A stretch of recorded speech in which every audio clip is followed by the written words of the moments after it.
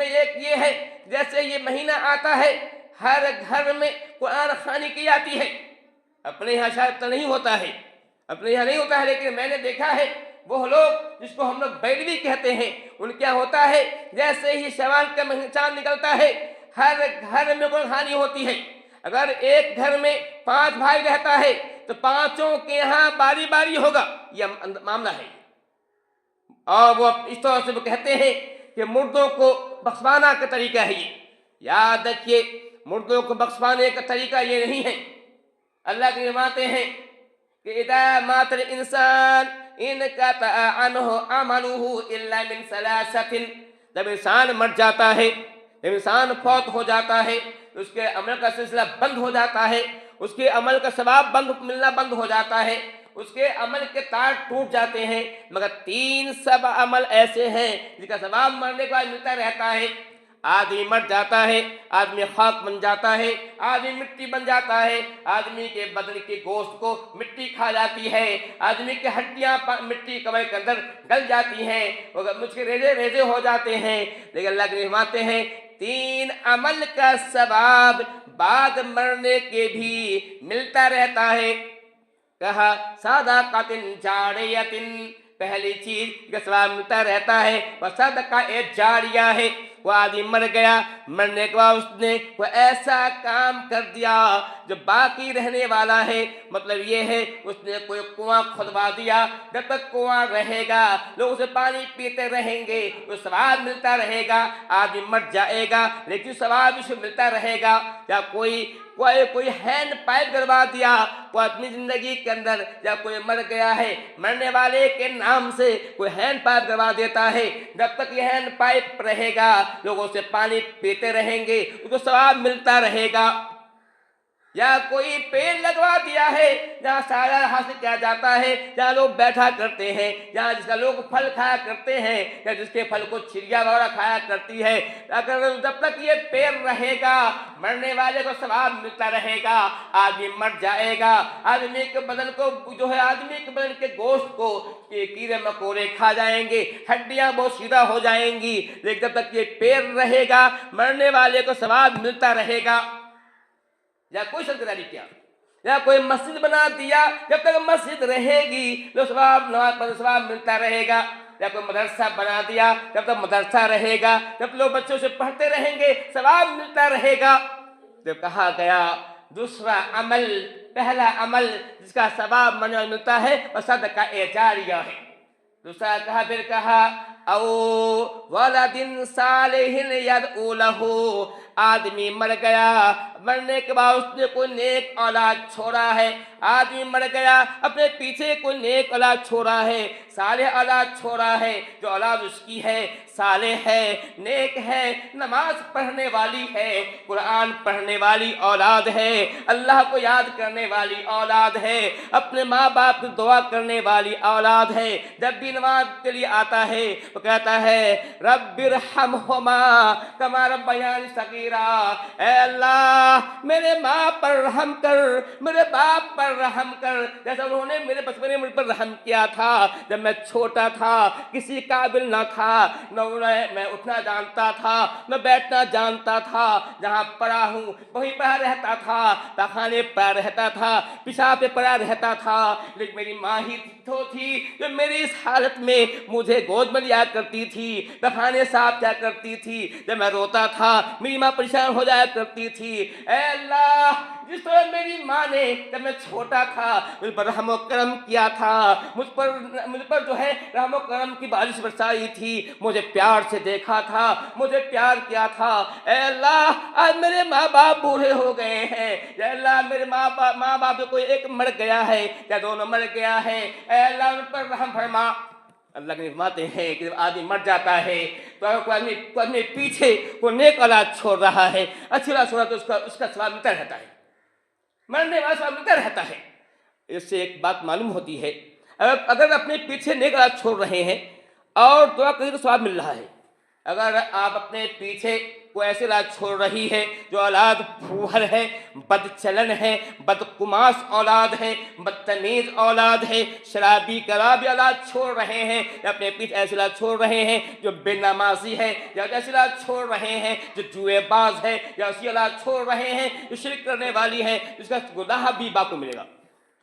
اگر نیک اولاد چھوڑنے پر ماں باپ کو ثواب مل رہا ہے تو بری اولاد چھوڑنے پر ماں باپ کو عذاب بھی ملے گا، اس حدیث سے معلوم ہو رہا ہے۔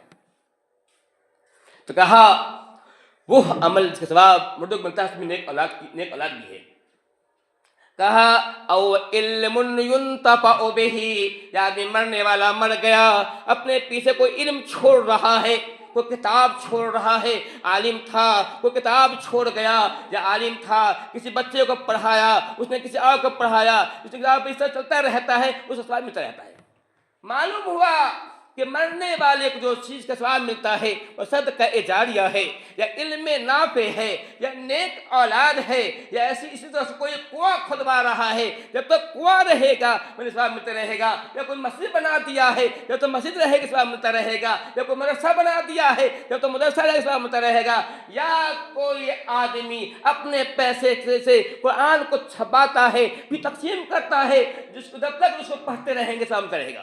یہ ثواب، یہ عمل ایسے ہیں، یہ بات میں نہیں کہہ رہا ہوں، اللہ کے نبی حدیث کی بتا رہا ہوں، یہ نبی کی حدیث کا ایک ترجمہ بتا رہا ہوں کہ قرآن بھی کو چھوڑتا ہے، جو کوئی حدیث کی کتابیں وہ چھپا رہا ہے، حدیث کی کتابیں ہیں، کوئی مسئلہ مسائل کی کتابیں ہیں، وہ اپنے پیسے سے چھپا دیتا ہے، اس کے پاس علم نہیں ہے کتاب لکھ سکے، کتاب لکھنے کا علم نہیں ہے، لیکن کسی اور نے کتاب لکھا ہے، جس پر علم تو لکھا ہے، ہمارے پاس پیسہ ہے، ہوتا ہے کسی کا پیسے ہوتے ہیں کہ علم ہوتا ہے، ایک آدمی کا پیسہ ہے علم نہیں ہے، ایک آدمی کا علم ہے پیسہ نہیں ہے، کہ جو اس علم والے کتاب لکھا ہے اس کو اپنے پیسے سے چھپا کر تقسیم کرتے ہیں، بڑھواتے ہیں، جب تک اس کو پڑھتے رہے ثواب ملتا رہے گا۔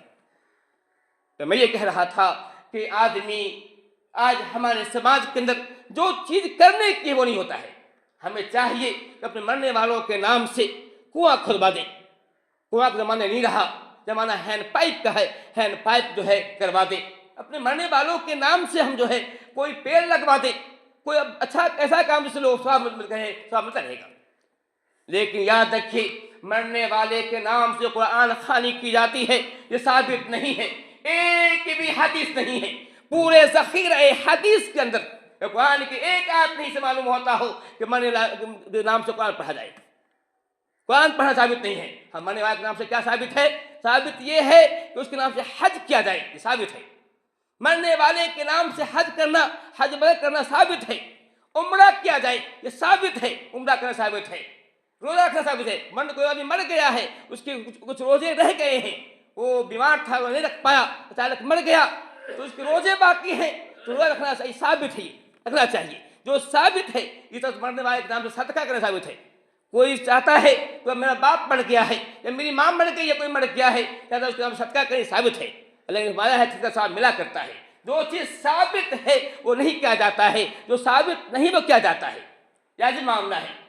یاد رکھیے قرآن خوانی ثابت ہوتا، ہم جاتے ہیں نبی کے زمانے میں، نبی کی حیات کے اندر بھی نبی کی دو بیویاں مری ہیں، نبی کی 3 بیٹیاں نبی کی نہیں مری ہیں، 3 بیٹیاں مری ہیں، نبی کے 3 بیٹے، ایک روایت میں 4 بیٹے، 2 روایت ہے، ایک میں 3 2 4، نبی کی زندگی میں نبی کے 3 بیٹے مرے ہیں۔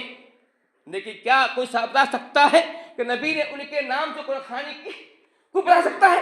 ایک بھی حدیث نہیں ہے۔ پورے ذخیرہ حدیث کو کھول لیجئے، نہیں ملے گا، جو ہے ضعیف حدیث بھی نہیں ملے گا، مجھے موضوع بھی نہیں ملے گی، بس یہ بنایا گیا ہے، یہ لوگوں نے اپنے سے خود اپنایا ہے، وضع کیا ہے کرا ہے، ورنہ دین اسلام میں چیز نہیں ہے۔ نبی کے چچا حضرت حمزہ شہید ہوئے، حضرت حمزہ جلانو اس کو نبی سے بڑی محبت تھی، بڑا پیار تھا، نبی کے رضائی بھائی بھی تھے، چچا بھی تھے، ایک ہی عورت سے آپ نے بھی دودھ پیا تھا اور حضرت حمزہ نے دودھ پیا تھا، اب بچپن کے ساتھی تھے، چچا ہیں لیکن بچپن کے ساتھی تھے، یہ ان کا انتقال ہوتا ہے، نبی کے آنکھ سے شہید ہو جاتے ہیں، وہ جنگ احد کے اندر نبی کے آنکھ سے آنسو آتا ہے، نبی جو بہت کم ہوا کرتے تھے کسی کے مرنے پر، آنسو بہا کرتا تھا بہت کم جو ہے، لیکن جب چچا کے شہید ہوئے، جب دیکھا، چچا کو دیکھا، چچا کا مسئلہ کیا گیا تھا، ان کے ناک کاٹے گئے تھے، ان کے کان کاٹے گئے تھے، ان کی آنکھ نکالی گئی تھی، ان کے سرمگاؤ کاٹا گیا تھا، دل کو چیرا گیا، سینا چیرا گیا تھا، دل نکالا گیا تھا۔ نبی نے جب اس حالت کو دیکھا کہ میرے چچا کے ساتھ یہ حالت ہوا ہے، چچا ہی نہیں رضائی بھائی بھی ہے، رضائی بھائی ہی نہیں بچپن کے دوست بھی ہے، ساتھی بھی ہے، تو آپ صلی اللہ علیہ وسلم آپ دیدہ ہو گئی، آپ کے آنکھ سے آنسو آ گیا۔ یہ کو بتا سکتا ہے کہ آپ نے اپنے چچا کے نام سے قرآن خوانی کی ہے؟ نہیں کیا ہے، ثابت ہی نہیں ہے۔ نبی کے بعد صحابہ کا زمانہ دیکھیے، صحابہ کرام لاکھوں کی تعداد میں ہیں، جو صرف جو ہے آخری حجۃ الوداع کے موقع پر 1,20,000 صحابی کا حج کے میدان موجود تھے۔ لاکھوں زیادہ صحابہ کرام ہیں، صحابہ کرام اس امت کے سب سے اچھے انسان ہیں، انبیاء کے بعد سب سے اچھے انسان صحابہ کرام ہیں۔ انبیاء کے بعد سب سے اچھے انسان کون ہیں؟ صحابہ ہوتے ہیں۔ میں بتا سکتا ہوں، کوئی بتا سکتا ہے کہ ایک بھی صحابی نے نبی کے انتقال کے بعد یا نبی کے بعد وہ صحابہ کرام کا انتقال ہوا ہے یا شہید ہوئے ہیں، ان میں سے کسی کا بھی قرآن خوانی کیا ہے؟ ثابت نہیں ہے۔ یہ وضع کیا گیا ہے، نکالا گیا ہے دل کے اندر۔ یاد رکھیے، کل محض بدعہ، کل بدعۃ ضلالہ فی النار۔ اللہ فرماتے ہیں کہ ہر وہ چیز جو دین میں نکالی گئی ہے وہ بدعت ہے، جو دین میں نہیں ہے، اسلام میں نہیں ہے، حدیث سے معلوم نہیں ہوتا ہے، قرآن سے ثابت نہیں ہے، ہر وہ کام جس کو نکالا گیا ہے وہ بدعت ہے۔ اور فرماتے ہیں کل بدعۃ ضلالہ، ہر بدعت گمراہی ہے، ہر گمراہی جہنم میں جانے کا سبب ہے۔ مسلم شریف کی حدیث ہے، اللہ کے نبی فرماتے ہیں لعن اللہ من ذبح لغیر اللہ، لعن اللہ من لعن والدہ، لعن اللہ من غیر منار الارض، لعن اللہ من آبا محدثا۔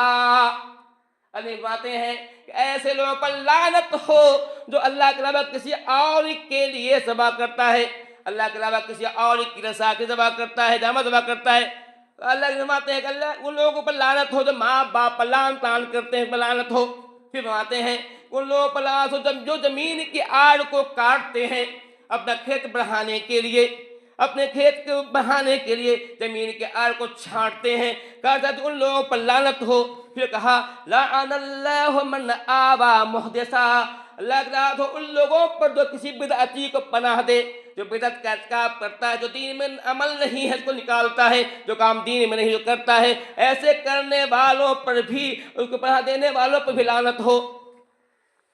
دوسری حدیث مسلم کے فرماتے ہیں کہ جو لوگ عیر اور ثور کے بیچ میں کوئی بدعت نکالتے ہیں اس پر اللہ لعنت بھیجتا ہے، فرشتے لعنت بھیجتے ہیں، اور تمام کے تمام مومن انبیاء لعنت بھیجتے ہیں۔ بہت ہی برا عمل ہے۔ میں یہ کہہ رہا تھا اس مہینے کے اندر جب بہت سے کام کیے جاتے ہیں، اس جیسے یہ مہینہ آتا ہے ہر گھر کے اندر میلاد النبی ہوتا ہے، قرآن خوانی کی جاتی ہے۔ میں نے جہاں رہا ہے میں دیکھا ہے کہ ہر گھر میں میلاد ہوا کرتا ہے۔ یہ میلاد بھی ثابت نہیں ہے، جس کا ثبوت جو ہے حدیث میں نہیں ملتا ہے۔ سب سے پہلے 604 ہجری کے اندر جو ہے شاہ اربل نے